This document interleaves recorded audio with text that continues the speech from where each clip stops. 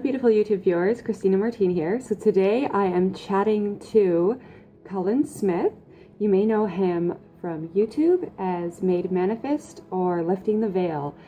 He makes really wonderful, informative videos on the truth, on a variety of topics, including NIKOLA Tesla, Anthropology, deep esoteric truths in symbology, Semiotics, Metaphysics, Russellian Science, zero-point science, sovereignty, reclaiming dominion, exposing fraud, corruption, and crimes against humanity, living off the grid, sacred geometry, astrotheology, astrology, etymology, language, and so much more. So I will post the links below to his website and his Facebook groups and all of that jazz. So yeah, enjoy our interview, our little chat here. Thanks. So, Cullen, how are you today? I'm awesome. How are you doing, Christina? I'm doing so good. It's a pleasure to meet you finally as well. Yeah, finally. So my first question for you would be, I want to hear more about your spiritual journey. Like, were you a spiritual child? How did you awaken to the truth of what's going on in the world today? For me personally, I was born and raised Southern Baptist. So I was very religious my whole life up until about 3 years ago. And I mean, it doesn't mean my awakening process, I completely drop all of the fundamental, principles that I've always established my whole life. No, that's the foundation for my awakening processes. That's what happened for me was when I came to realize that there was this whole, a whole other really universe of information and understanding, everything from science to physics to language, to law, to literally every facet of society and life. I realized that there was this whole other perspective, at least just one, but not only that, but many other perspectives of all of these things. So when I found that, all of a sudden I looked back into what had brought me this far, and I realized that there were little bits, there were signposts and markers all along the way that were basically pointing me in the right direction, or whatever that direction may be. But looking back, I realized that there were all these clues all along the way that when you pay attention, they're right there, they're right there in front of you in order to, see the web that they all draw together. And once I saw the web, there was no going back. I just took off. Every question that came to my mind, I started just diving into it and going really deep, and it's taken me so far in such a short amount of time. How did you start researching occult knowledge? Like, what kind of spurred you into really researching everything? Well, it sort of found me. It wasn't really anything that I intended to go out looking for, but what happened for me was around December, not December 21st, 2012, but around October, I started questioning a lot of the, mainstream interpretations of the Mayan calendar, especially History Channel and all their doomsday apocalypse. Seems like every year you get some new Christian fundamentalist sect or group or YouTube channel or whatever saying end times, end times, apocalypse, end times. And so that's when I really started, I was like, hold on, there's got to be more to it than this. I was like, there's definitely a lot more than just it's always end times and it's always quote unquote apocalypse.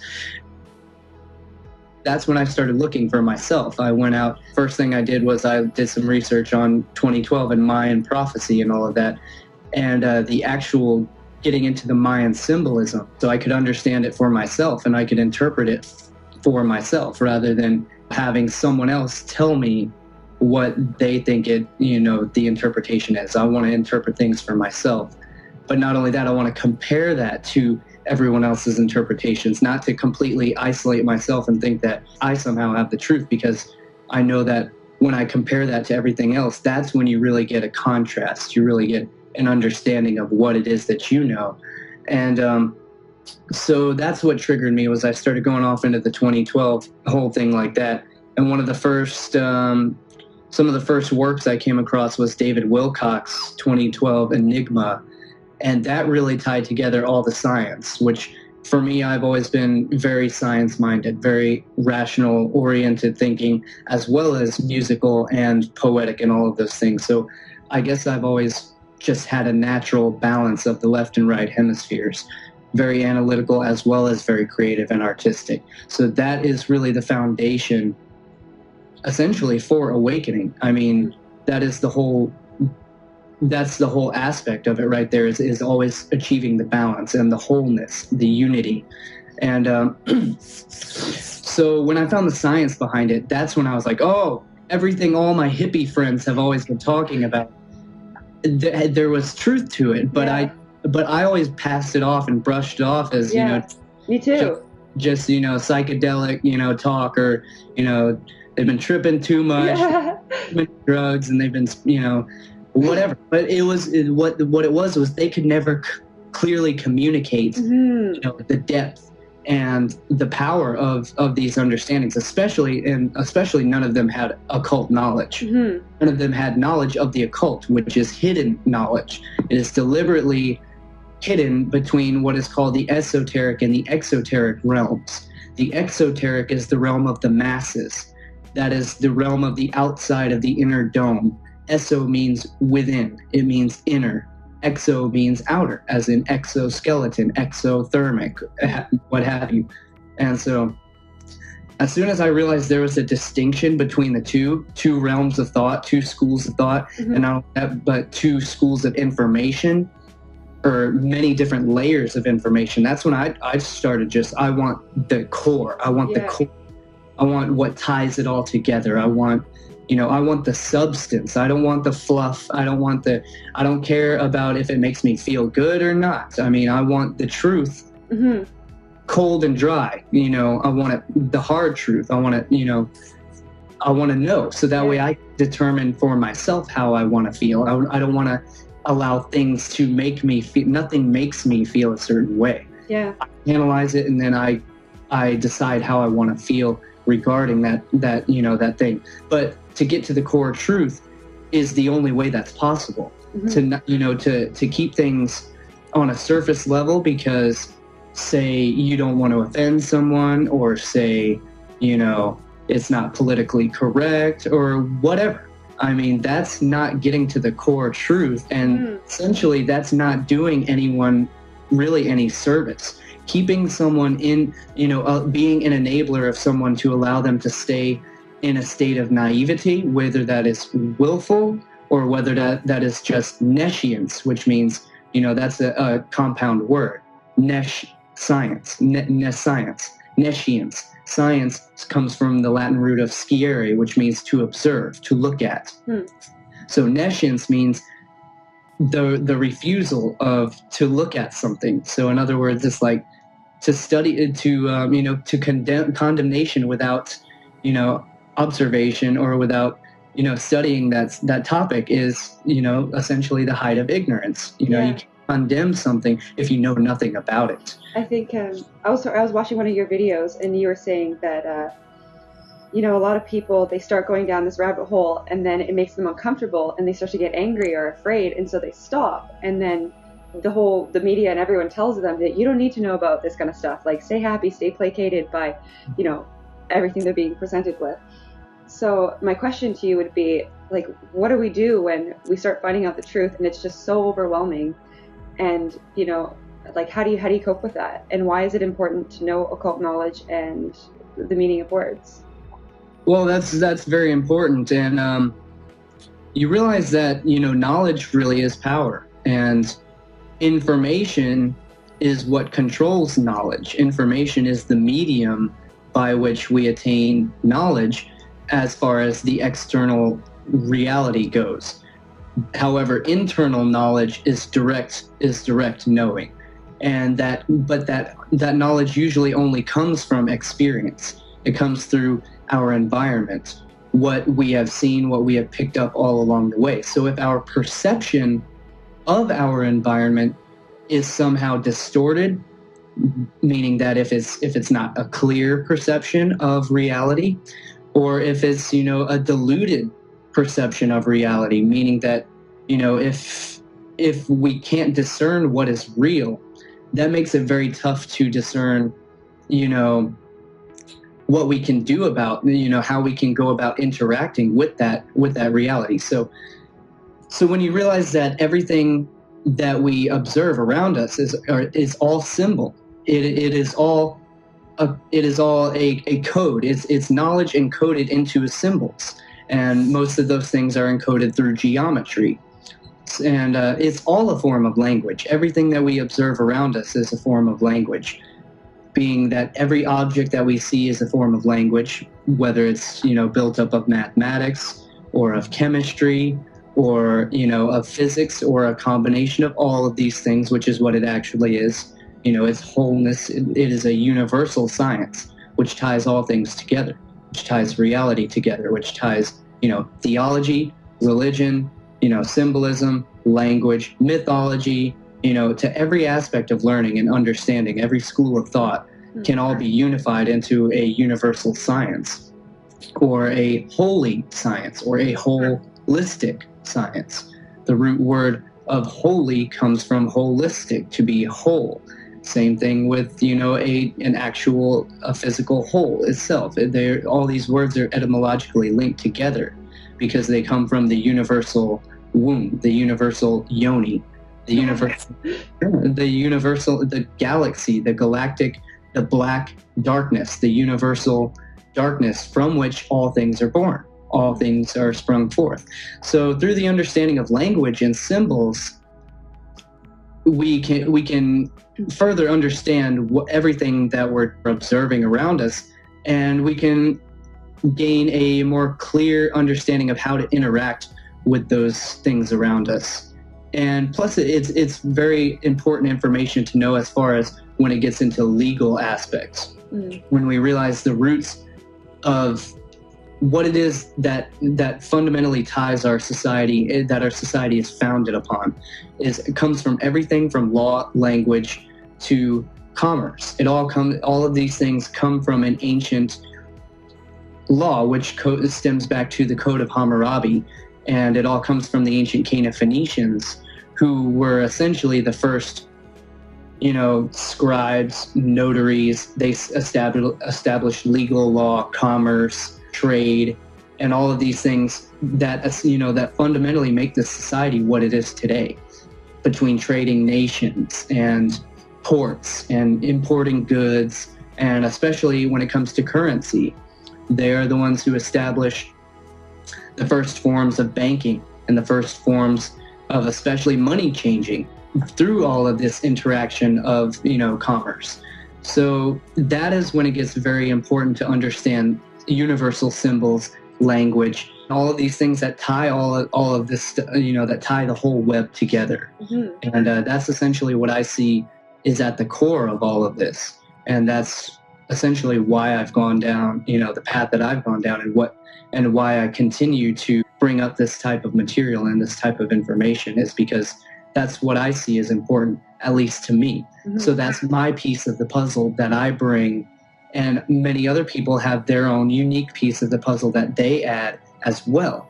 And through each of us, doing our part, we all get this puzzle, put together so that we can see a larger picture of what we're all trying to accomplish, whether that's personally or whether that's on a holistic level. But of course, it's always both. It's always on the individual level first, and as well as the holistic level on top of that. But it's always a two-layer deal. It's always a duality, exoteric and esoteric. There is always that dual layer. So when people talk about truth, what is truth? Is truth relative? Is truth something that is only personal to me? I have my truth. She has her truth. He has his truth. Let them have that truth. Don't burst their bubble. Everyone's truth is true. Well, that is true, but that's not entirely true. That is what many people, especially in the New Age philosophies that are being propagated, not all New Age philosophies, but many of them, aren't holistic like that. They're not showing you the whole picture. They're showing you that, everything is relative, which is a very dangerous school of thought. That is a very dangerous school of thinking, and it comes from these existentialist type mentalities which, you know, are essentially running the show. That is how you control a population. That is how you gain control over a society, and that is how you make them subservient, is through these forms of ideology, by saying that, you know, there is no objective truth. That truth is something that is relative to each individual, and so therefore the pot is just mixed up. Nothing is solid. You never have any grounded reality to know for certain what is real. But the truth is that it's both. It's always, I think so. Yeah, we have our own truth, but that exists within a universal objective truth that does not change. That does not waver. You know, it doesn't change depending on what we perceive it to be. It is there regardless. It is inherent in nature. It is intrinsic. It is the fundamental basis of all life, of all function of life, how life functions to begin with, how life is brought forth. That is the objective truth, and we exist within that.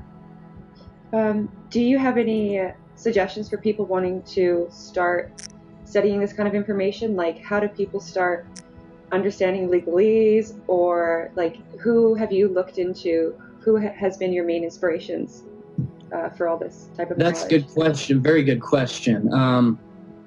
I usually don't like to give just one source, because there are many different sources to understand this type of information, and that's the key. That's the main goal that one should be looking for, is to never get their information from just one single source, but to compare that source to many other sources and give it a holistic aspect. Unify them. That doesn't mean, you know, to just cherry pick what you like out of them, or what makes you feel good. Take what resonates and leave the rest. Be honest. Well, that can be a trap. Yeah. Well, what resonates for you? And I mean, are you leaving behind all the important stuff? Are you leaving behind the meat and potatoes? And just what, you know, appeases to the pleasure senses? That is one of the biggest things as well with this whole New Age stuff. Well, with the whole, what is truth? What have we been told? What have we not been told? That is what is so interesting, is how you realize that everything about society is put out there, you know, to appease the senses, especially. It's all flash, overloading the senses, bright lights, bright colors, you know, and that's essentially what is referred to in many of these ancient texts as the false light. Essentially, the holographic light, which would be the blue spectrum of light emitted from LCD screens and, you know, cell phones and Wi-Fi and all of that. The blue spectrum light, as opposed to the red spectrum light, which is more natural, the sunlight, you know, all of that thing. So that reminded me of the Matrix, like, take the red pill, take the blue pill. That's funny. Yeah. But the truth is, that's another thing about esoteric understanding, especially like Illuminati symbolism and all of that, is always the red and the blue dualistic aspects. But the truth is, you always take, you know, it's like, which one are you going to take, the red or the blue? Which side are you going to join, the Republican, Democrat? You know, the red versus the blue corner in boxing, fighting, you know, it's always two opposing halves, the Jesus versus the Satan character of nature that are always opposing each other, because it's the yin yang, and that is how the cycle of life. But you know, so that's the thing, is it's always both. They combine, and at that middle point there is the purple. That is what many ancient royal bloodlines, as well as ancient royal cults, will always wear the crimson and the purple. The crimson purple, Tyrian purple. Yeah, you see it in old churches on the stained glass windows are all purple and gold. That's interesting. Purple and gold, which is very... Well, essentially, those are the two colors of mind control symbolism. Because they come from the Royal Dutch House of Orange, which is related to the House of Windsor. You know, they're all essentially the same family bloodlines. But the royal purple, when you start to really understand the purple and the orange, you'll never look at Hollywood the same way again. You'll realize that all the movies are, I mean, especially the very esoteric ones, they always show you the orange and the purple color scheme. Or the orange and gold, they go together. But those essentially, they come from, orange and purple are the colors of Cana Phoenicia, the colors of Saturnel. Yeah. Purple, I remember now. So all of these things, I don't want to portray them in a light to where, you know, it you know, seems shadowy and that it's just negative, because it's not. Ultimately, all of these things tie back around, all of these deep, dark, esoteric things that these, you know, perceived to be evil people are doing, it always comes back around again, because everything is holistic. It always comes back around to even more deep fundamental truth, all going back to electric cosmology. It's all of these symbols and all of these mythologies, theologies, they all ultimately, they're unifying themselves up again, especially with all of us who are doing all this research and tying all of these researches together, all these areas of science that have deliberately been compartmentalized, so that we don't ever, see the unified whole. Yeah, exactly. So, so as we're unifying these sciences, we realize that everything is a fundamental truth. And the more I'm studying the symbols and all of that, I realize that those symbols are leading back to a universal truth, which is science and physics, particularly plasma physics and plasma cosmology. For whoever wants to, go down any of these rabbit holes, every single one of these topics I'm talking about, it ties back to the same source, right? Yeah, they're all rabbit holes within themselves, which are rabbit holes are symbolic of the wormhole. Morgan Freeman's show Through the Wormhole, that's essentially saying through the rabbit hole. And in movies and the symbols, they'll always show you the theme of going through the rabbit hole. What that means is, or it's the same, analogy as going into the fun house. You go into the fun house, you go down the rabbit hole in order to learn the truth. The point of the rabbit hole and going through this understanding of truth is to get out on the other side and to come out with the new understanding as a completely, with a whole new transformation, from the death to the rebirth aspect. You're supposed to come out, completely reborn. There are many different distractions inside that rabbit hole. Got the many different funhouse mirrors and the many different nooks and crannies that are made, the pitfalls that are deliberately put there within the funhouse to distract you and to pull you off course, rather than, it's the theme of going through the vortex. You're going through the spiral. How do you get through that vortex? How do you get through that wormhole the quickest way, the most efficiently? Well, you stay straight on course and you stay focused at the center of it and you go through it. You don't focus on the periphery. You don't focus on all the distractions out here, because the minute you turn your attention away from the focus, you get spun out. Like, think of it like, like a paint wheel, a spinning wheel. You throw paint on and it goes and it splatters everywhere because of the centrifugal force. We've all got our own skills, talents, tools at our disposal. Use them. Every opportunity you have, use them. Whatever avenues you have to follow these, to pursue these, aspirations, do that, whatever it takes, whether it's clearing more time in your schedule for personal health first, and then for extending that personal reach out to our extended sphere of influence. But it's always got to be built within the self first. Cultivate knowledge within the self. Never be afraid to compare that and to express that with others. Never, keep it to yourself. Anything you learn, don't keep it to yourself. That's one key thing that I've found right off the bat is, and I've always naturally felt that way, is everything that I learn, I have this drive within me I have to share it. Me too. Especially, that's what had got me on this path, was I realized that not only had all this information, not only had I not been told about it, which I was pissed about. Yeah, I was angry too. First time I learned just about Tesla, for example. I mean, I had heard about Tesla before when I was a kid, but I didn't know the extent of his work. And so when I found that out, I was pissed. I was like, how come he told me about this? Not only did they not tell us, they went out of their way to hide it. Deliberately, to cult that information, because the control of information. Okay, but, to answer your question very poignantly, which I always kind of veer off track, is I would recommend Mark Passio's work, probably top on my list, just because that's grounded in reality. That is grounded in, how do we affect change in the physical world, truthfully, honestly, and unabashedly, unashamed about our truth, to speak it, to stand in it, to know it, and to be that. When you are that, when you be that, that's when everyone else really starts to understand what it is that you're about, what it is that you're living, what it is that you're doing. When we keep things to ourselves, that's when people can be like, oh, he's, I don't know what they're about. They're kind of weird. They're kind of time to speak up, for sure.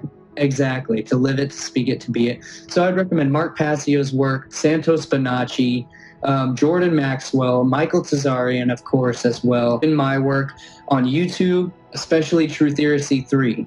That's essentially, I consider him like a mentor of mine. He's where I've really kind of come into my own as far as understanding symbolism and understanding the process of research, how to go about doing diligent research, and finding the right kind of knowledge too, because there's a lot out there. There's a lot of bullshit out there as well. Exactly. That's what's so hard about this time period that we're in, is because of the disinformation campaigns and because of trolls and because of the the disinformers. But the thing is to not be deterred by all of that, but to realize how to the process of dealing with trolls and disinformation. For people trolling, say either whether it's your channel, your personal avenues of information.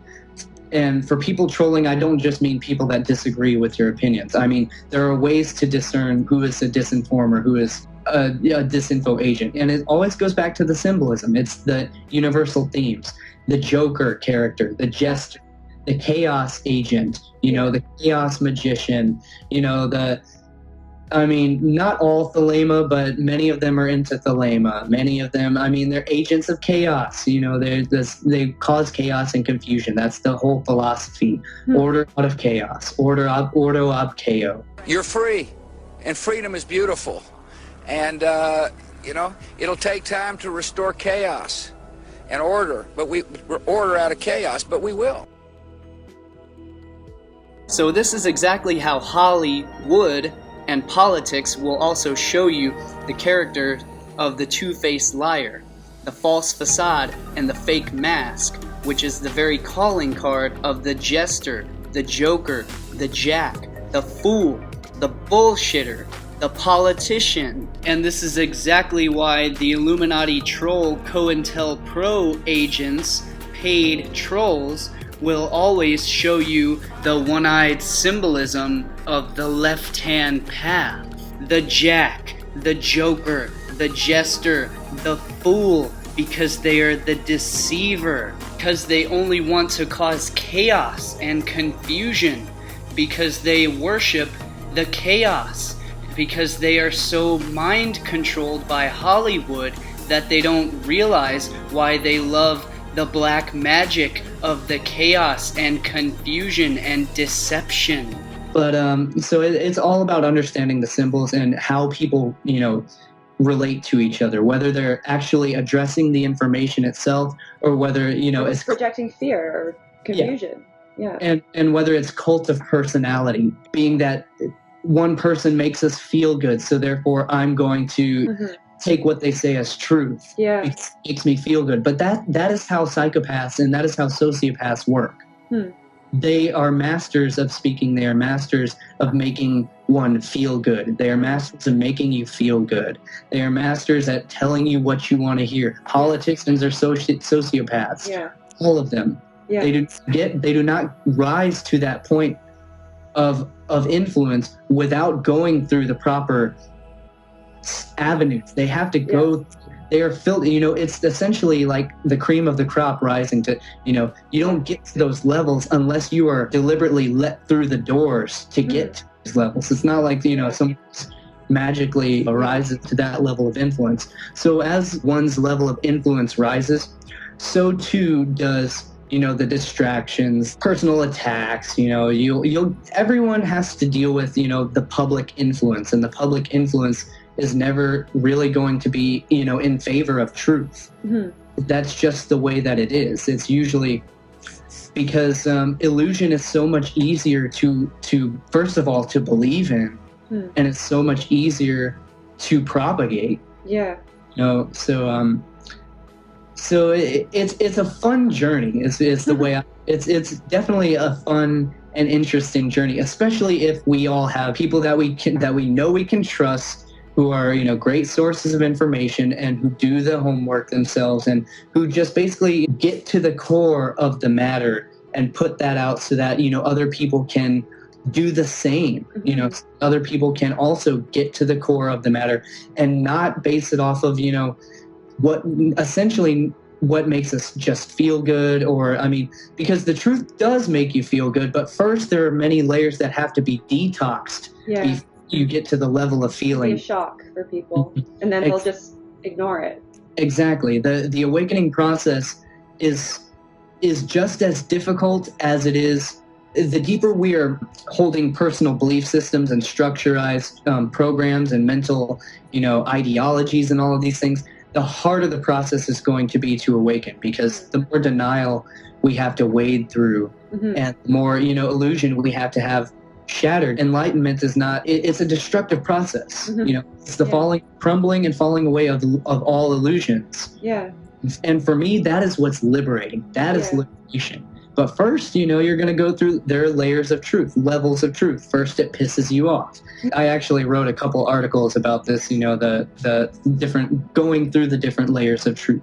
How do we overcome, these pitfalls, these traps, and, all of these illusions that we can weave for ourselves.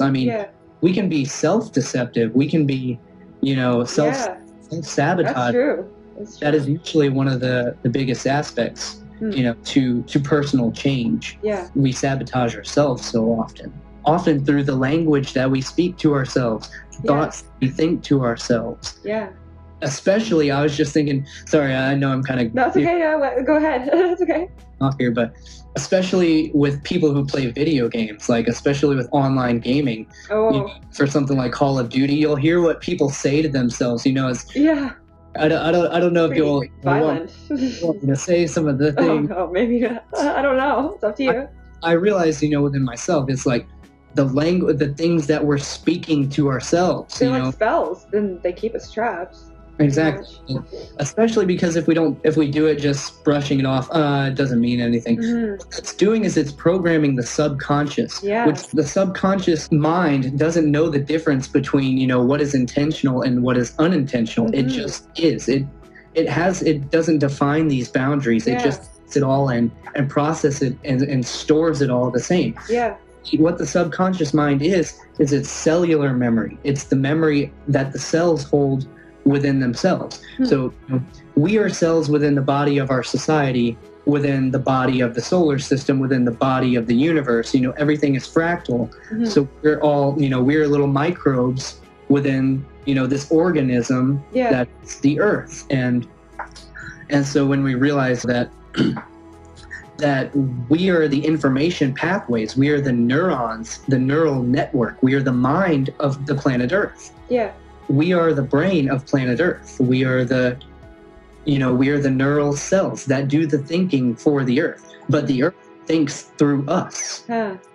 Wow. The Earth can only think, through us. We are the mind of it. Not only that, we are the hands. We build things for, we are essentially the cells that come together and we build things like organs, tissues. The way cells come together, they build structures within the body that accomplish different tasks. So too are we like that in our society.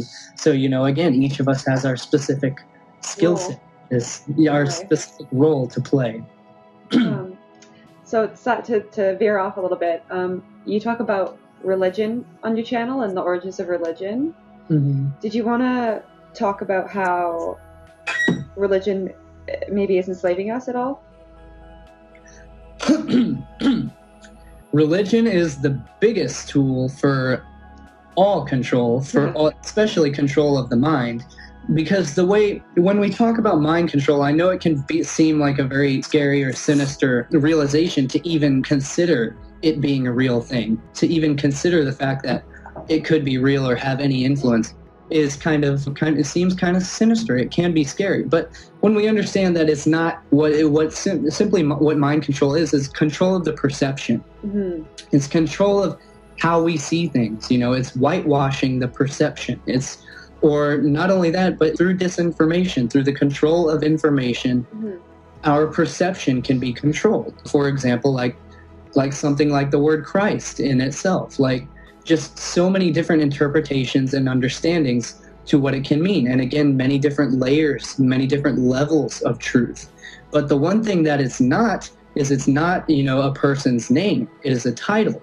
When you look up the etymology of things, where these words, first of all, we have to look up to understand something like a religious concept, for example, like, say, Jesus. I know this is probably the biggest one that, to talk about, so I could get myself, into a lot of hot water here, for people who, haven't heard anything that I'm talking about for one.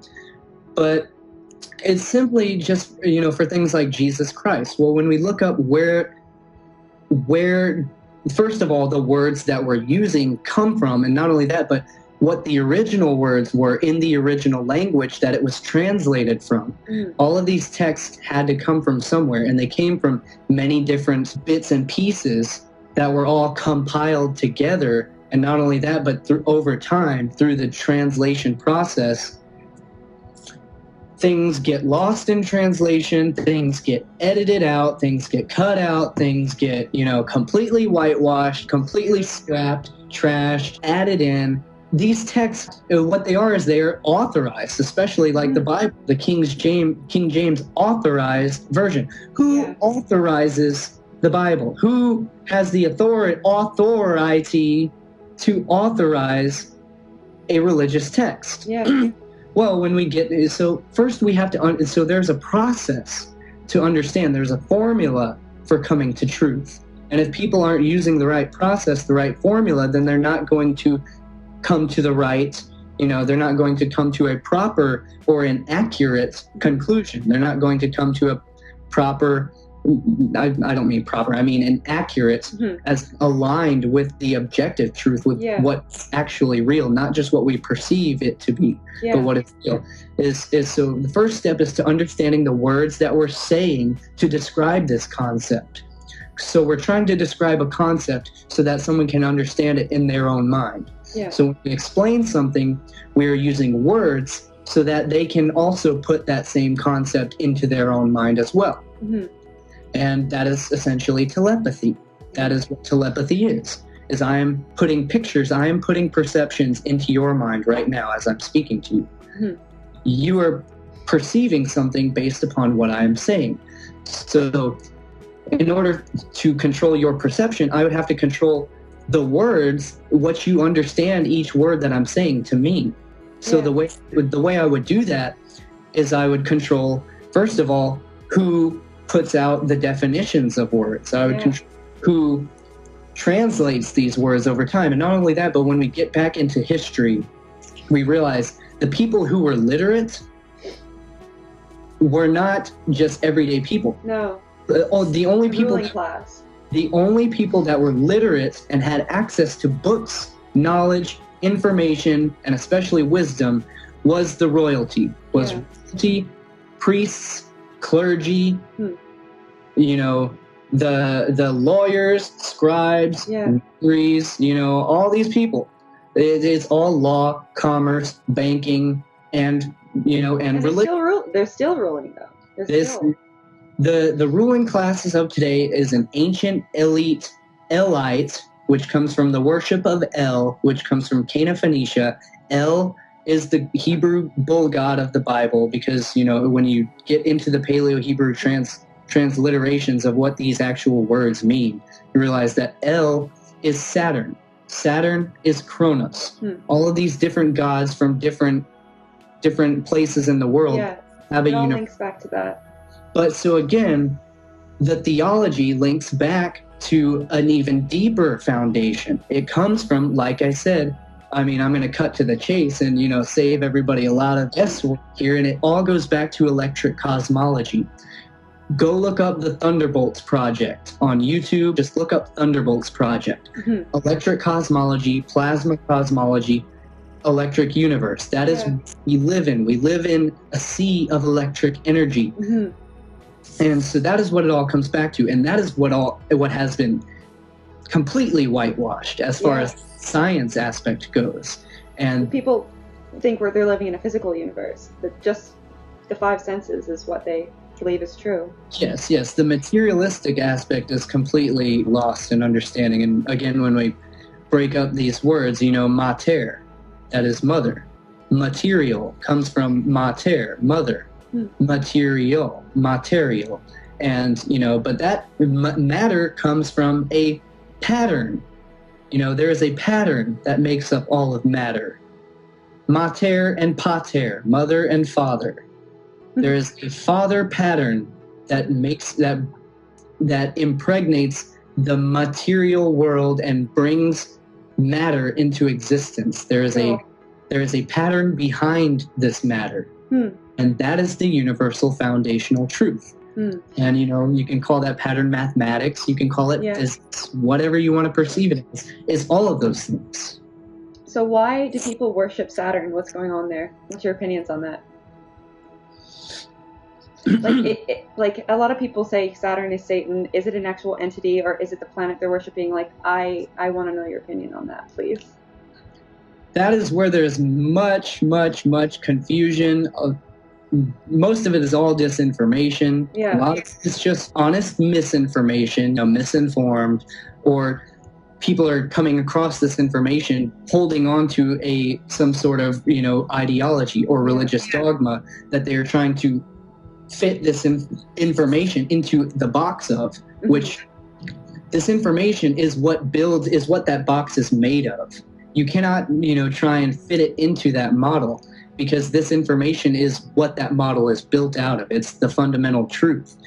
And so many people will, especially there are a lot of Christian YouTube channels are they're projecting themselves as Christian YouTube channels. Yeah. But what they're doing is they're propagating an ideology that incorporates the Illuminati into that incorporates all these esoteric understandings, but then it tries to squeeze it into a religious, it still tries to fit it into a religious model or some type of, they try to take all these things and control the information by controlling your perception, by making you think that it's still within a confined way of thinking.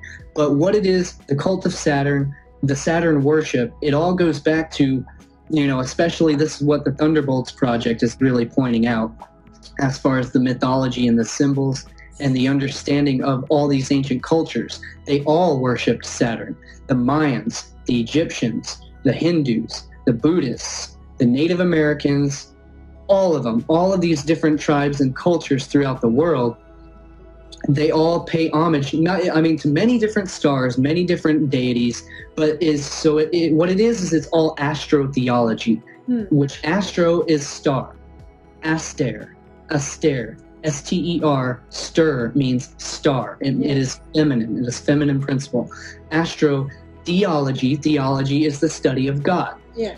So theos being God. So astrotheology is the study of the stars, the heavens, the planets, as deities. They attribute deity-like qualities to each of these planetary bodies, because each of these planetary bodies has its own inherent signature to it. Yeah. It has geometry. It has its own resonant frequency that it's putting out. Yeah. And so when combined, all of these planets are orbiting and they're doing their thing in unison and harmony. It is literally creating a music of the spheres. It is creating its own symphony. Yeah. And we are at the very center of that symphony. Our body is made up of organs. Our organs are playing specific notes. They're resonating at specific frequencies. And our organs are making up this body, which is a symphony of information. Mm-hmm. So our bodies are making up this information the same way as the planetary bodies are making up this symphony, this harmony, this music, a universal signature. And Saturn plays a key role in that, because essentially the worship of Saturn comes, as far as my most current research is leading me to understand, is that it's not just all Satan worship. Yes, Saturn is equated to Satan etymologically. Mm-hmm. Kronos is equated to Satan as well. Santa, all of these things, and etymologically as well as symbolically, and through the signs and the symbols, they all connect. But Saturn is the ruler of the zodiac. He is the father of the zodiac. He is the old goat. He is the ruler of the house of Capricorn, which is the sign of the goat, the old goat. So that is where, you get into the symbolism of the goat, which is the satyr, which comes from Saturn, which also we have the anagram of Saturn, of STN, when you break down the language and the etymology of the word itself. This is where we get, from Saturn, we get Satan, Saturn is Satan in astrotheology. And all these words have the STN. It's that etymological essence. And this is where we get our modern stories and myth like Santa, of Santa Claus, because Santa is Satan. If anyone does their research, they will find that indeed this is the case. And also the myth of Santa is, that goes off into a whole nother aspect in itself. It also goes into the sacred mushroom cults of Jesus being the Amanita muscaria mushroom as well. But so again, back to Saturn is the satyr, which the satyr is the goat. It's Pan. It's the goat, and this is where we get satire, and which all comes from Saturn, which is it's why we have Saturn's Day, which is the day of it's Saturn's Day is known as the Black Sabbath. So that's where we get all these. We get all these, and the black sun is also Saturn, so that is why it's the Black Sabbath, because that's when it was the ancient day of rest, and especially in Judaism. I'm not sure if the Orthodox Judaism, but as far as like Zionism goes, then that's why they take the day off on Saturn's Day or Saturday, because it's the Sabbath, it's the Black Sabbath, Saturn is the black sun. The color of Saturn is black. Exactly. Hence the black robes and all that. The black robes, the black priesthood. He is known as the black. I refer to as he, because Saturn is the old. He is old Father Time. Is Kronos, the god of time. Kronos, which is where we get chronology, and which is time, and this is where we get all the symbols that go along with it, which the symbol of time is the hourglass, and the hourglass is the symbol of the lemniscate, which is the infinity symbol, and so that is also the symbol of the hourglass. And the infinity symbol, we can link this to vortex-based mathematics, because in vortex mathematics, Marco Rodin's work, there are two separate sets of number systems, and the infinity symbol in vortex mathematics is what's known as the bounded infinity, and Saturn being the ruler of time, and he is the keeper of time, of this, I like to see it as, of this physical realm of time, is where the bounded infinity, you can think of it as we are eternally going in a cycle of an eternal reincarnation. We are constantly coming back and reincarnating in this cycle in what's called the bounded infinity. And in vortex mathematics, you also have the separate set of numbers, which is the pyramid, and it's the 369 axis. And NIKOLA Tesla also has a brilliant quote that says, if you know the secret of the 369, you hold keys to the universe. And in vortex-based mathematics, the 369 is the intangible realm. It's outside of time. It's outside of the limitations of this physical reality of reincarnation cycle. It is, and at the center of that bounded infinity symbol lies the 0 point, which in plasma physics, as well as ancient mythology, which was what was called the Golden Age of Kronos. And during the Golden Age of Kronos, supposedly there are repeated mentions of Saturn being a pole star, as being a fixed body directly in the sky upon which the heavens moved, upon which the heavens revolved around. So Saturn, as far as the texts go and the cultural heritage goes, it talks about Saturn being the pole star at one point in time, and through the symbols of the bull symbolism and the crescent horn symbolism, and all of these different aspects of theology and astrotheology, they lead us to understand that at one point in time, as far as the electric universe is concerned, the theory has it that Saturn was once a brown dwarf star, and that it had its own orbiting bodies around it. And not only that, but the texts say that Saturn refer to Saturn as the best sun,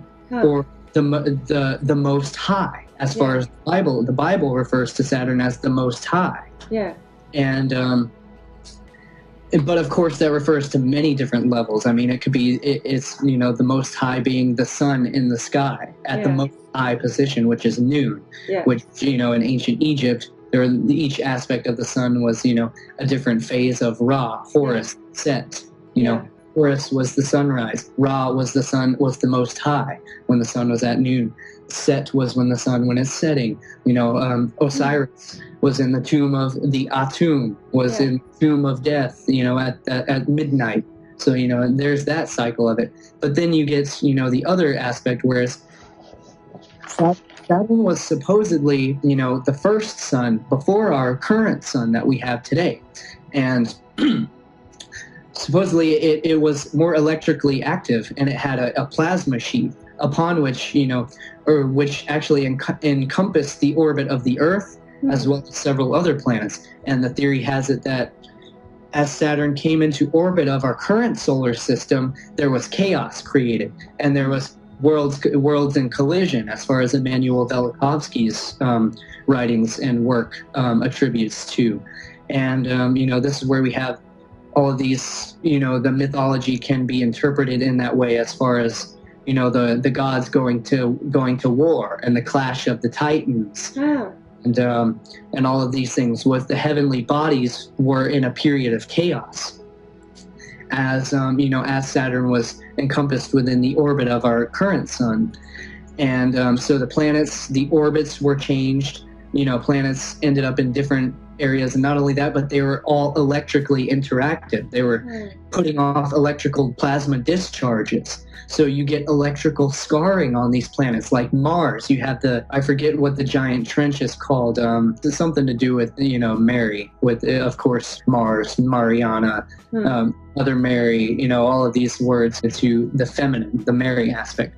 But so one of the largest trenches on Mars is entirely electrically etched into the planet. Like they say it's water, they say it's water erosion, but when you look, it looks like it's like scalloped edges, like someone took a spoon and it was like scooping.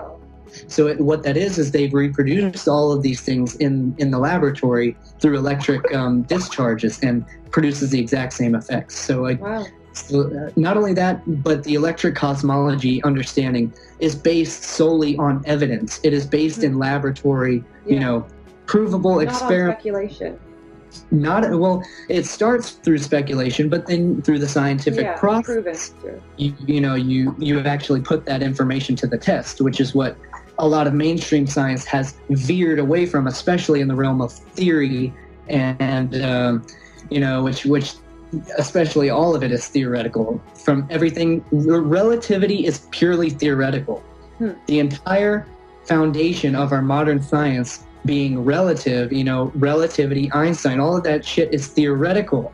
It's all theory. Not only that, but that theory has been disproven right from the start. Nikola Tesla laughed at Einstein because theories were ridiculous and they weren't provable in any type of experiment. And that's why they aren't provable in experiments. Nikola Tesla was an engineer. He worked with his hands. He brought ideas into reality through experimentation and with his hands. Einstein is all purely in the realm of mind, and not that, but he was a patent clerk specifically put there as a mouthpiece for the complete whitewashing of all natural and experimental science. he was the foundation. He was to be the new, figurehead, essentially the god, for this new realm of science, which just brings things purely into theoretical, purely into the mind, completely out of nature, completely out of physical, observational experimentation. But that's a whole nother realm right there. So the Saturn worship and all of that, it's not as literal as you might think that it is. It all goes back, allegorically to science. I also recently remembered or rediscovered that Saturn is the last planet you can see with the naked eye, so it's sort of like the timekeeper for this world, like Father Time, Chronos, or whatever. It's kind of like the ruler for this realm. Exactly. That's the way some people look at it, and I thought that was kind of interesting. Exactly. In theology, yes, he is the keeper of time, the keeper of the physical realm, the physical body. That all things come into materiality through the rings of Saturn, through the realm of Saturn, and beyond the realm of Saturn. As far as esoteric theology goes, is beyond the realm of Saturn. It's beyond the realm of physicality. You have Uranus or Uranus, Neptune, and Pluto. That. And so those are the immaterial realms. They are the realms of mind. They are the realms of energy, of spirit, beyond the physical solidity of matter. Okay, let's see. Or of mater. Do you want to talk a little bit about 0-point energy, like what that is? How do we access the 0-point field? 0-point energy is a provable and a peer-reviewed understanding of physics. So it is a tangible understanding of physics. It's not pseudoscience, and it's not speculation. 0-point energy exists. Not only that, but it has been proven to exist throughout history in many different ways. Most recently and probably most commonly understood through NIKOLA Tesla's work and his inventions and his understanding of the ether, or as far as his writings go about the ether. But 0-point physics is the fundamental energy that we all that function allows us all to function. It is the inherent stillness from which all motion arises. The 0 point is, as you zoom in infinitely, you will realize that everything is infinitely smaller and smaller and smaller. They will never find a God particle. They will never find a Higgs boson particle or a Higgs boson particle, because it forever expands upon itself. As the further you look, the more you find. That's just the way physics goes. That's the way this universe will allow us to work, because the more we look, the more we find, because by the act of looking for something, we create that something through our mental understanding of it. Through the seeking of information, we create a feedback loop that keeps feeding us more and more information. So the further we go into understanding particle physics, the more we have to understand, because the more we are creating to understand. So that journey is endless. They will never find a God particle, because there is no particle particle that makes up God. God is that. What they're looking for is the formula itself. Yeah. Looking for is that formula of creation. And what that is that comes from 0-point physics, which the 0-point energy can be, what it is it's stillness. It is not high vibration, It is not this understanding of, to connect with the universal mind, we have to raise our vibration. Yeah. Well, there's a lot of memes going around, the one I saw yesterday was, vibrate at the highest frequency possible. Yeah. Well, I'm not sure if I want to do that, because if I'm vibrating at the highest frequency possible, I won't be, here to tell you about it. Yeah. Anymore. I will disintegrate. Literally. And that's what happens with this realm of physics, is you can create with it or you can destroy with it.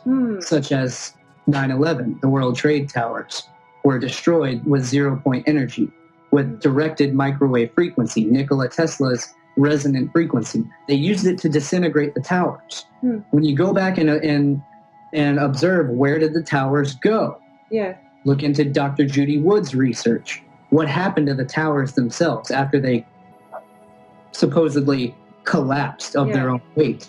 Where did the towers go? How come they're not there anymore? There was no rubble. There was no material left. You could see the towers turning to dust, disintegrating as they were coming down, and pouring out like a volcanic, flow until eventually there was nothing, just completely disintegrated. Bad luck has hit everyone involved with this directed energy death ray. So what that is you can direct energy, and you can create matter through resonance. You can change matter through resonance. You can transmute matter through resonance, through the Hutchison experiments, the Hutchison effect. You can, meld metals together. You can basically dematerialize matter and rematerialize matter depending on its frequency. You can make something appear in one different location depending on that mathematical signature. You can take the mathematical signature of an object. You can identify that mathematical signature in a different space, and you can instantly have that object be in a different space, or you can have it occupy the different space at the same time.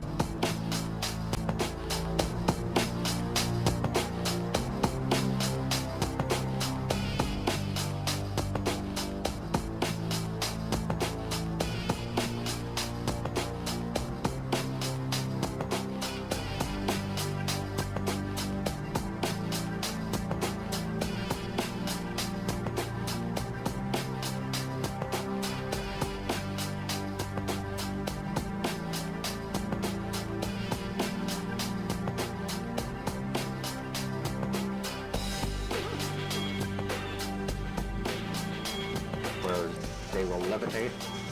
Unbelievable. I've seen electricity go right into the objects and a million pieces just fly apart.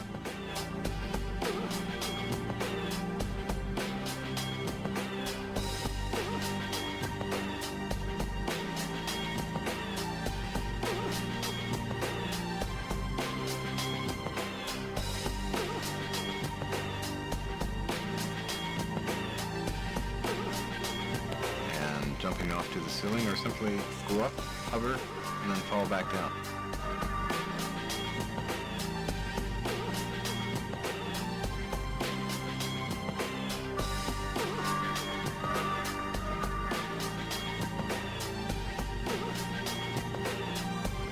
It wasn't just metal. It clearly wasn't just some big magnet or something like that.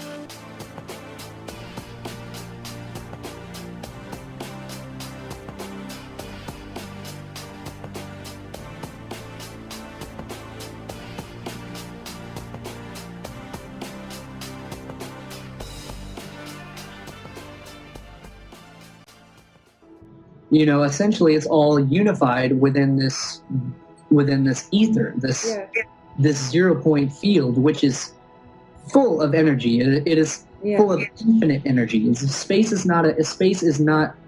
Nothing. It is. Energy. Yeah. That's what I try to tell people. But then the word energy, they get confused and they start thinking about what they've been taught in physics, and they're like, I don't understand that. It's hard to explain it to people a little bit. Exactly, but what that energy is it's all spin. The way, as far as I understand, matter is created, and this material universe is created, comes from stillness, is born from stillness through spin into vibrational resonance, into this physical solidity that it is. But the way it gets through from stillness to this material realm is it's vortexed. I mean, it comes through a vortex. It goes through a wormhole. When we observe the physics and the mechanics of nature, it's all spin. Everything is held together through spin. And the amount of that spin is the amount of electrical charge that it can hold, and the amount of life force that it can hold. Yeah. So life force, is electrical energy. It is. That's what I've come to understand too. Everything's electrical energy. There's even some spiritual teachers that say, don't even think about the magnetism. It's all electrical energy. Everything, like. True. Well, I don't know about forget about the magnetism. And then you might end up, with just with a half-truth rather than a holistic understanding, because Yeah. we're still coming to an understanding of what electromagnetism is. And some people say that magnetism is a result of electricity. Yeah. And some people say that gravity is the result of electricity, which, probably all of these things are true. Yeah. Or, some people would say that electricity is the result of magnetism, that magnetism is the still 0 point. It is still magnetism. In Walter Russell's Russellian Science, or his understandings would be that magnetism is still white light, that undifferentiated, undivided white light. Yeah. And however, that's his understanding. My understanding would be it could be, completely different. Still magnetism could be, complete darkness, and that all things are born from darkness. We're told that we are taught to perceive that darkness is evil and light is good, because light brings, daylight brings energy and life. Yeah. And darkness brings cold and death and, shadowy things. But however, all life comes from darkness. We all come from the womb. We are all born of darkness. And I would say that light is even born of darkness, that darkness could be infinite potential. Yeah. Darkness could become anything. It can birth itself to be any form. It is formless. It is shapeless. It is timeless. It is spaceless. It is infinite. Okay, let's see. So, I'll ask you a couple more questions because we've been talking for a long time and I really want this recording to work. So, sure. What do you think the future looks like for humanity? Like, in your own personal opinion, what do you think is going to happen over the next, let's say 5 years, 10 years? Are we going to see free energy? Like, what's going to happen? Is there going to be a collapse of the banking system? What's going to happen? Well, I'm not going to be one of these people that sits here and pretends like I know what's going to happen, or like I, have any idea what's going to go on. But I can observe patterns, and that's a skill that everyone should cultivate, is the observation of trends and patterns, and the observation of cycles, how everything comes back around again in cycles. And so I would say the way I see things going now is we are converging. Everything is converging. Ideas are converging. Different things that we once thought were completely antithetical to each other are suddenly becoming unified somehow through some way. And it's usually not directly. It's through another avenue that ties these two things together, or that ties all these things together. So we start to realize that, again, everything is holistic. So everything is unifying as we observe the patterns between, from everything from science to theology to, and so it could be perceived to be a bad thing, one world, all of this, one world government, one world currency, one world banking system, all of these things. Unification isn't a negative thing or something to fear inherently in itself. It's always just, how these things are being used, how they're intended to be used, the outcome that one would be trying to achieve through these things. So, but all things are inherently unified. So unification isn't a negative thing in itself. However, centralization of power could be perceived as a bad thing. However, I see that, as things further centralize as far as banking and all of that is concerned, I see that as a weakness, as far as, a cabal would be concerned, because the more you centralize power, the easier it is to simply just, cut that head off. And the easier it simply is to just kick the leg out from underneath them. The less you have to stand on, the easier your house of cards collapses, the less you have to actually cut away at to get, essentially to get that tree to fall. So at least that's how I see things, is the more you unify things, the easier it is to bring something down.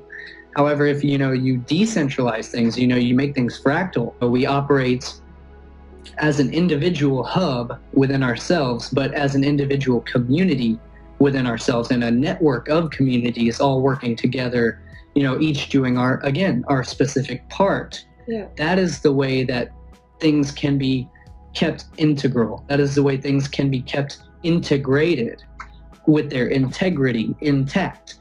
Is to basically, you know, not have all your eggs in one basket. I don't know what's going to happen, but I don't think anyone does, truly. I think it's sort of... I can tell you I'm definitely excited. People fear big change, banking collapses, economy collapses. I say once all that shit is cut out of the way, then all of a sudden we have our infinite avenues that we've been cultivating so hard for so long, have nothing inhibiting us to allow them to burst forth on the scene and to break free into a whole new paradigm of just doing and being and understanding and thinking and sharing. Because we're doing that, but we're suppressed. We feel like we're, you know, like we're held down by something. We don't know what it is, but you know, I'll tell you what it is. Usually it's money. That's what it is. It's money. I mean, I don't care how much of it you have, you're still limited by it, you know. I don't care if people have infinite amount of money. It still is weighing on their mind. It is heavy on their heart and on their soul. They want to be doing something else. They don't want to be... I mean, most people live to, you know, to make money. I mean... Well, it's not the money that causes people to do things. It's people coming together. And that's what people are starting to realize. Exactly. So. I mean, what's the point of having all these things? Where's the enjoyment of it?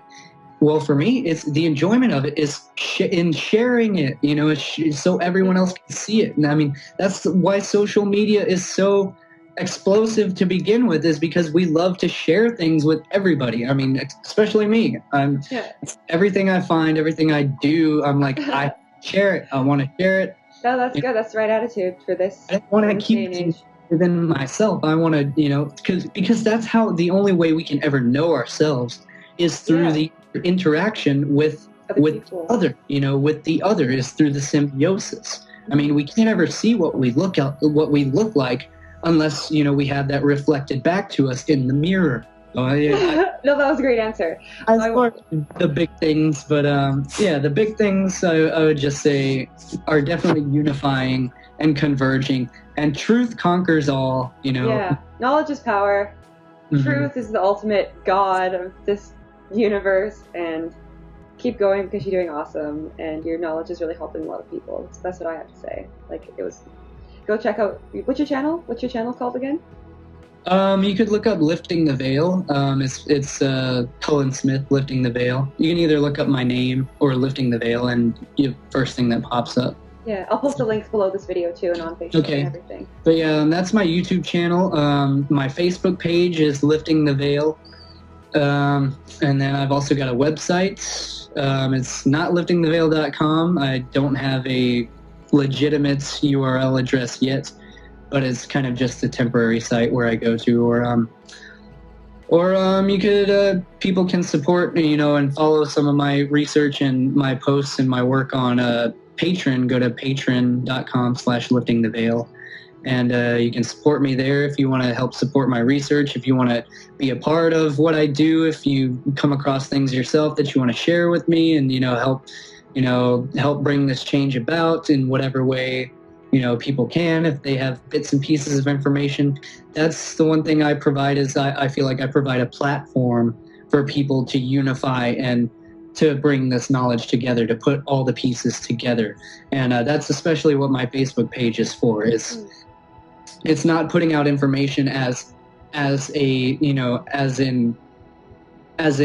you know, sort of a pinnacle of truth. It's a process. It's a process that we're going through. We are all, that's how I've come across all this stuff, is I started to share what I know, and all of a sudden people who resonated, who had information, either more in-depth information or information that perspective of the same nature, they put that together with that, and then all of a sudden, you know, the story builds and the things compile, the evidence compiles. We start to, you know, see a bigger picture through all of us putting our bits and pieces of understanding together. So yeah, those are my avenues that people can find me at, and y'all can connect with me, y'all can share with me, or you know, get in contact, whatever.